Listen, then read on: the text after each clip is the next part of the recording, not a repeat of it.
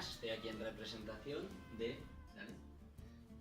Blanca Bañas, Sandra Borrachero, de María Campos, Samantha Carballo, soy Félix Cabello y vamos a hablar hoy de la oralidad.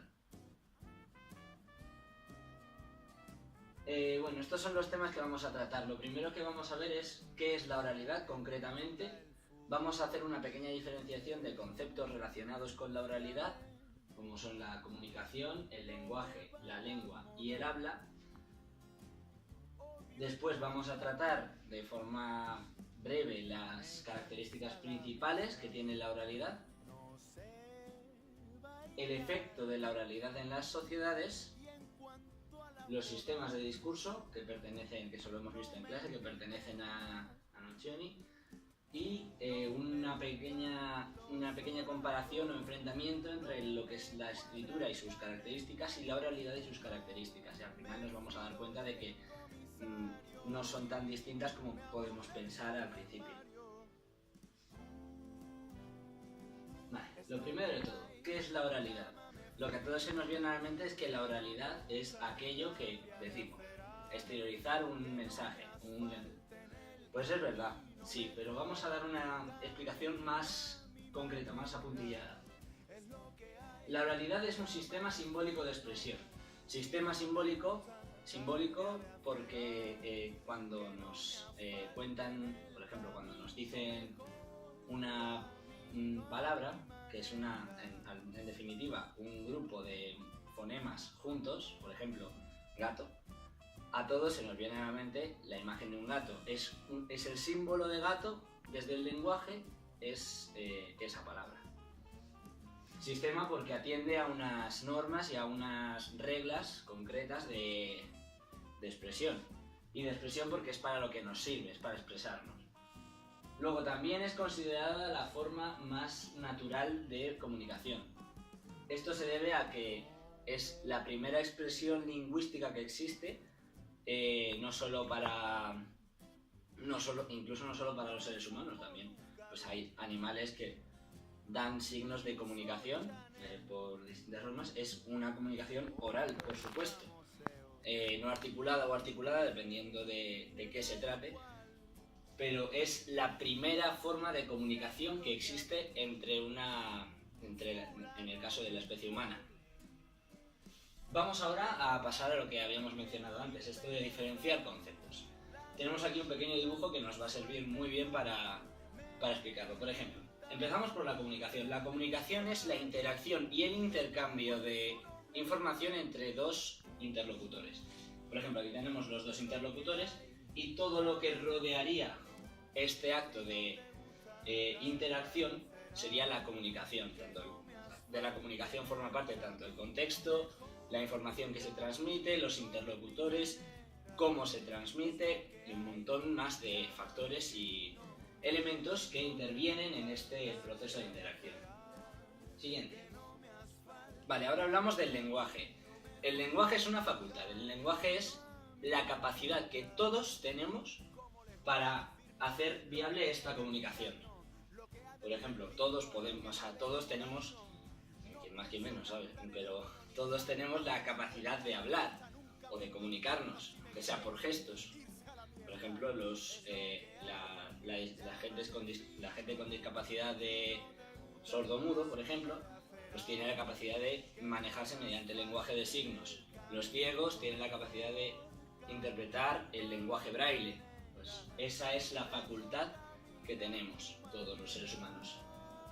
Lo siguiente es la lengua. La lengua es el sistema. ¿Qué es un sistema? Que lo hemos mencionado antes también. Un sistema es un conjunto de normas, de formas y de reglas que nos dan pie a que esta comunicación pueda realizarse. Por ejemplo, una lengua, que a veces lo relacionamos con idioma. Una lengua es el español, otra lengua es el inglés, pero todos son sistemas. Es un sistema que nos permite esta comunicación. Y lo último que tenemos es el habla. El habla que está diferenciada entre, pues cada hablante tiene su propia forma de habla. Esto es, por ejemplo, no habla igual, hablamos por ejemplo de los idiolectos. no habla igual un catedrático de universidad que puede hablar un albañil, por ejemplo, que hablan de formas distintas, con más o menos corrección, más o menos, bueno, con matices distintos. Igual que no habla igual una persona de España que una persona de América Latina, por ejemplo. Utilizan palabras distintas, distintos conceptos, etc. Vale. Pues esto es lo que ya hemos visto por ahora. Vamos ahora a hacer una breve introducción a las características principales. Estas características las sacamos de un artículo de Daniel Cassain, escribió en 1999. Vale, lo primero, se diferencian dos tipos de características. La primera son las características contextuales, que atienden al contexto, a todo lo que rodea esta transmisión de información por medio de la oralidad, esta comunicación oral. Esto tiene relación con los hablantes, con el tiempo, con el medio en el que nos encontramos, con un montón de factores externos a lo que es propiamente el texto. Sin embargo, los factores internos y relacionados con el texto son las características textuales. Lo primero, las características contextuales atienden a una comunicación espontánea. Tú hablas lo que te, entre comillas, lo que te surge, lo que te brota en el momento. No te lo preparas. Puedes haberlo preparado más o menos, pero generalmente hablamos en un ámbito de comunicación oral estándar, una conversación entre amigos, por ejemplo. Uno no piensa antes de nada, pues voy a decir esto, no sé qué. Directamente lo dice. Es una comunicación espontánea. Y además, el hecho de que sea espontánea nos permite rectificar. Por ejemplo, pues el otro día no, si fue ayer, rectificas, no borras, ya has dicho el otro día, pero no rectificas para referirte a concretar más a ayer, pero no puedes borrar lo que ya has dicho. Por otro lado tenemos el uso de códigos no verbales. Códigos no verbales, ¿qué es un código no verbal? Gesticulo mucho, por ejemplo, ahora mismo, para explicar que esto mismo es un código no verbal. Un código no verbal al igual puede ser una sonrisa, un guiño de ojos o girar la cabeza, un montón de factores, movimientos, actitudes, también el tono de voz, que interfieren o que afectan en cierta forma a cómo se está produciendo esta comunicación oral. Y por último, la tercera característica que vamos a destacar es que hay una interacción a tiempo real en el caso de una comunicación oral estándar, una conversación entre amigos. Es cierto que con las nuevas tecnologías esta interacción real, a tiempo real, pues también parece que puede aplicarse al escrito, pero de eso hablaremos más adelante. Esta interacción durante la emisión del texto permite que podamos modificar o cambiar sobre la marcha nuestro discurso. Pues no toma el mismo tono cuando le cuentas a un amigo algo que te ha pasado, pues puede tomárselo de dos formas distintas. Y esta forma distinta de tomárselo lleva al camino que tú quieras tomar después de la interacción, de la intervención de tu amigo. Por ejemplo, si tú le cuentas el otro día se me rompió el coche, por ejemplo, él puede reaccionar, claro tío, es que lo tenías viejísimo, o jo tío, qué pena, estaba nuevo. Y a partir de ahí tú ya puedes tomar otro camino para reaccionar, para interactuar con él, pues a eso es a lo que nos referimos con esta interacción a tiempo real. Pasamos a las características textuales. Las características textuales vamos a relacionarlas con características de un texto normal, corriente. A todos nos viene a la cabeza un texto escrito, por ejemplo. Hablamos, por ejemplo, de la adecuación. Este bajo grado de formalidad se detecta en una conversación entre amigos, por ejemplo, al utilizar expresiones de amistad como tío, tronco, colega. Pero claro, esto se adecua al grado que tenga la conversación, al grado sobre todo a la relación que tengamos con la persona con la que interactuamos. No te refieres de la misma forma a un rector de universidad o a un profesor de universidad, no tiene por qué ser el rector, como te refieres a un amigo tuyo. La coherencia y la cohesión, que van muy unidas, para empezar, con respecto a la coherencia, la estructura de un texto oral a priori es muy abierta. Claro, esto guarda cierta relación con la capacidad de interacción que veíamos en las características contextuales, que puedes reaccionar de una forma determinada, cambiar la estructura del texto, que se te venga una cosa a la mente, esto también está relacionado con la espontaneidad, que se te venga una cosa a la mente y tengas que comentarla, pues esta es la estructura abierta del texto oral. Por otro lado, la cohesión hace que un texto sea menos gramatical. Por ejemplo, que utilicemos palabras menos correctas, que... ¡Ay! Se me ha ido.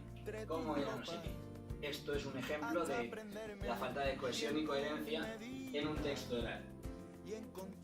Por otro lado, y por último, vamos a hablar de un aspecto gramático como el léxico.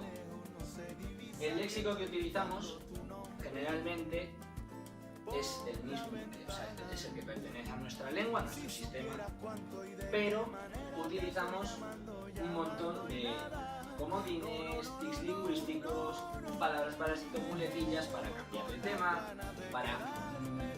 esto es un ejemplo. Para mí no me acuerdo de algo y hago tiempo diciendo que es un tic lingüístico, por ejemplo. Muletillas, expresiones del habla cotidiana, refranes incluso, todo esto afectado por... Todo esto es cuestión léxica del lenguaje oral. Siguiente. Vamos a ver qué nos toca. Vale, la incidencia del lenguaje oral en las sociedades. Hablamos de... Lo primero vamos a hablar de las sociedades en las que este lenguaje oral tiene mayor incidencia, que son las culturas orales. Las culturas orales, que son cualquier cultura, por ejemplo una tribu de África o del Amazonas que no ha conocido la escritura todavía, que diríamos hoy en día que vive en una sociedad prehistórica, pues tiene una transmisión de la información de generación en generación. El hecho de que esta cultura sea considerada más antigua, más retrasada, más atrasada, es que la oralidad da pie a la escritura. Se considera que el progreso está en la escritura. Entonces, en las culturas orales vemos diferencias, o sea, entre culturas orales y culturas que ya las llamamos sociedades, que ya están alfabetizadas, apreciamos diferencias culturales.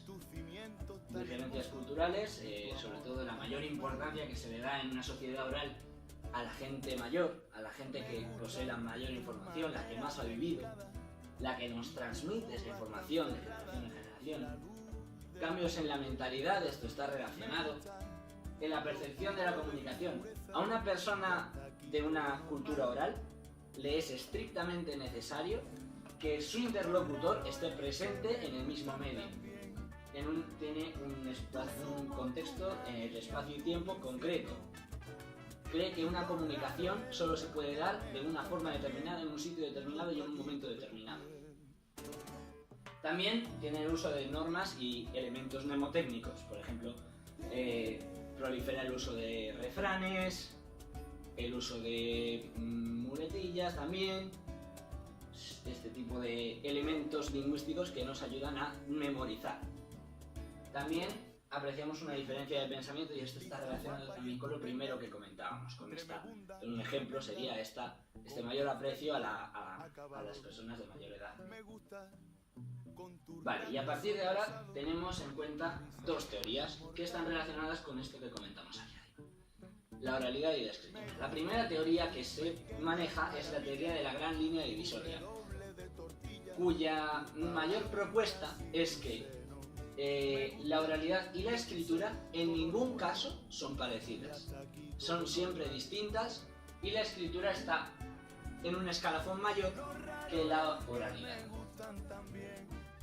Esta es la primera gran teoría, que es la teoría de la gran línea divisoria. Por otro lado está la teoría de la continuidad, que no cree en esta separación, que esta separación sea irrompible, que considera que hay oralidad en la escritura y escritura en la oralidad. Y con esto, relacionado con esto, vamos a ver al final de la presentación una exposición bastante interesante del autor lingüista Michael Halliday. Siguiente. Lo que tenemos ahora son los sistemas de discurso.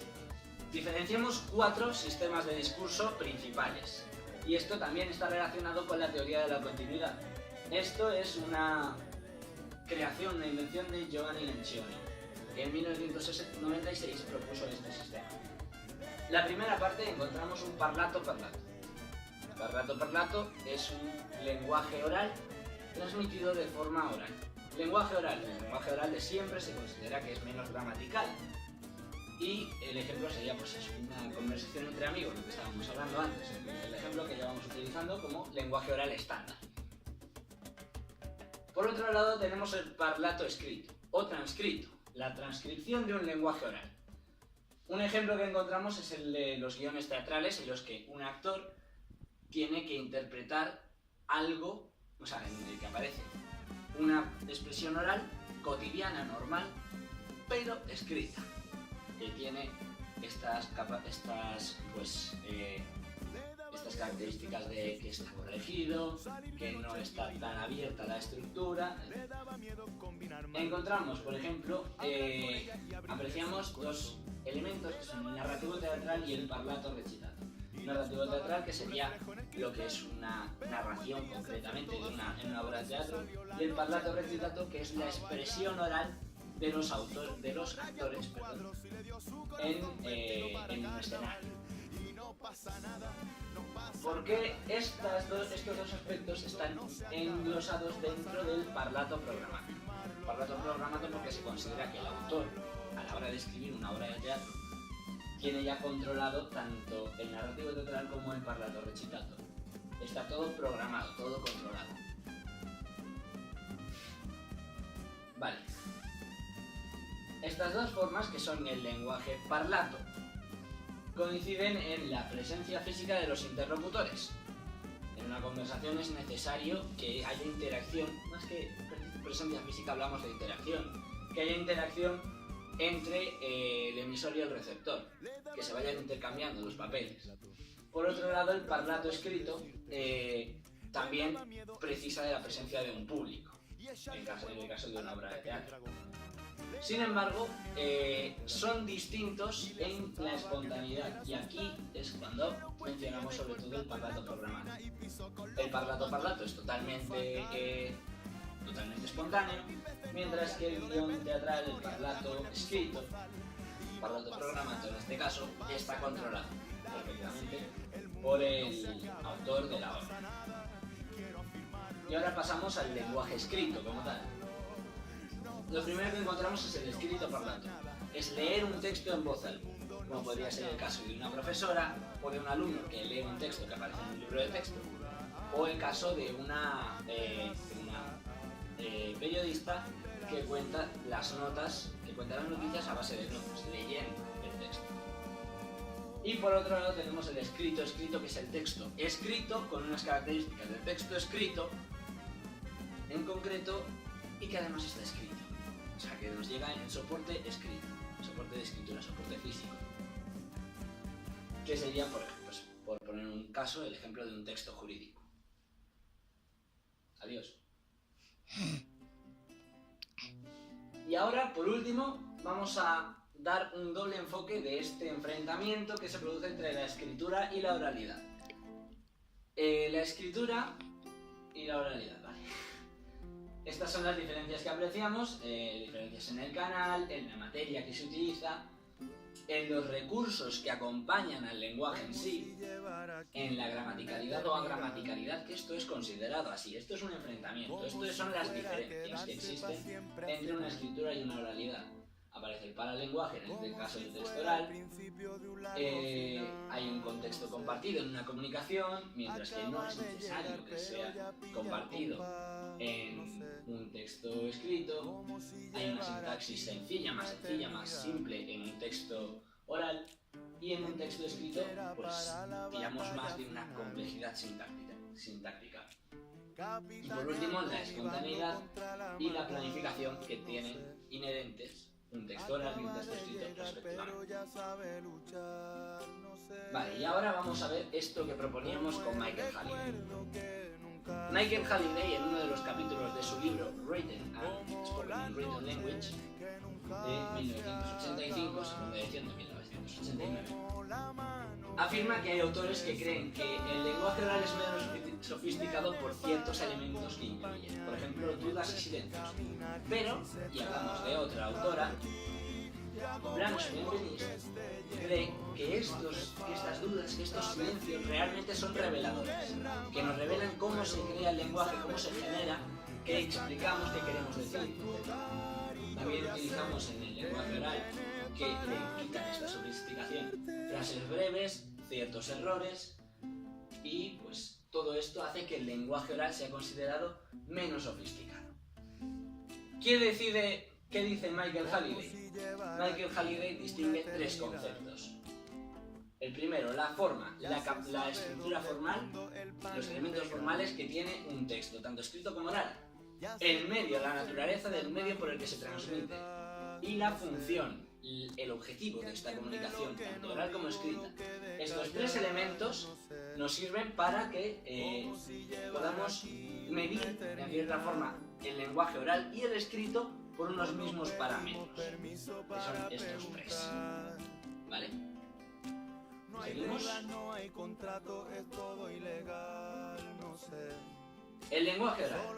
Esto es lo que Halliday afirma en su libro, en este capítulo séptimo que tiene en su libro, sobre el lenguaje oral. No es menos estructurado que el lenguaje escrito. Es cierto que la estructura es distinta, pero no tiene menos estructura, no es peor, entre comillas, por ser oral y no ser escrito. El lenguaje oral y el escrito son dos formas distintas de un mismo sistema.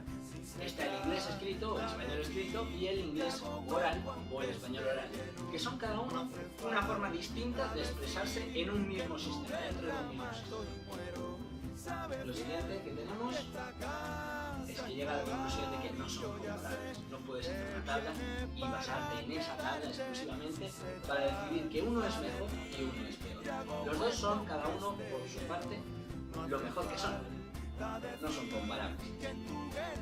Y es cierto que el lenguaje oral tiene una gran complejidad.